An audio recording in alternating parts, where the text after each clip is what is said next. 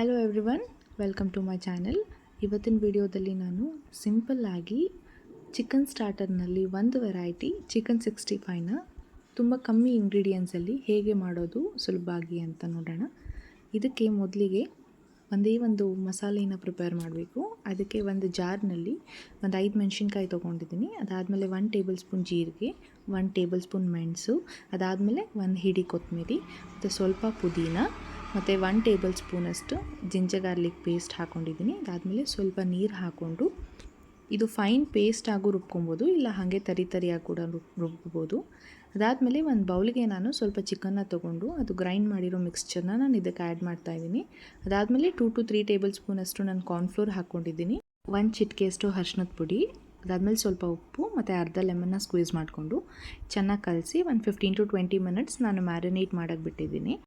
ಈಗ ಒಂದು ಬಾಣಲಿ ತೊಗೊಳ್ಳೋಣ. ಸೊ ಬಾಣಲಿಗೆ ನಾವು ಎಣ್ಣೆ ಹಾಕಿ ಅದು ಕಾದ ನಂತರ ಮ್ಯಾರಿನೇಟ್ ಮಾಡಿರೋ ಚಿಕನ್ನ ನಾವು ಒಂದೊಂದಾಗಿ ಫ್ರೈ ಮಾಡ್ಕೊಳ್ಳೋಣ. ಇದು ಸ್ವಲ್ಪ ಡೀಪ್ ಫ್ರೈ ಅಂತಲೇ ಹೇಳ್ಬೋದು. ಸ್ವಲ್ಪ ಕ್ರಿಸ್ಪಿಯಾಗೂ ಬರುತ್ತೆ ಇದು. ಅಲ್ಲಿ ಗಂಟ ನಾವು ಫ್ರೈ ಮಾಡ್ಕೊಳ್ಳೋಣ. ಸ್ವಲ್ಪ ಗ್ರೀನಿಶ್ ಆಗೂ ಬರುತ್ತೆ ಇದು.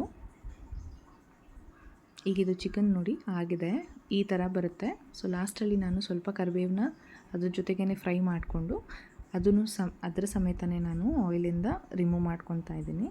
ಸೊ ಇದು ತುಂಬ ಟೇಸ್ಟಿ ಮತ್ತು ತುಂಬ ಸಿಂಪಲ್ ಆಗಿರುವಂತಹ ರೆಸಿಪಿ. ಯಾರು ಬೇಕಾದರೂ ಮಾಡ್ಕೊಬೋದು ಇದು ಮನೆಯಲ್ಲಿ. ಈಸಿ ಸ್ಟಾರ್ಟರ್ ಅಂತಲೇ ಹೇಳ್ಬೋದು.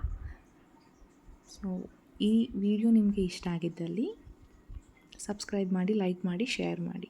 Thank you. ಮುಂದಿನ ವಿಡಿಯೋದಲ್ಲಿ ಸಿಗೋಣ.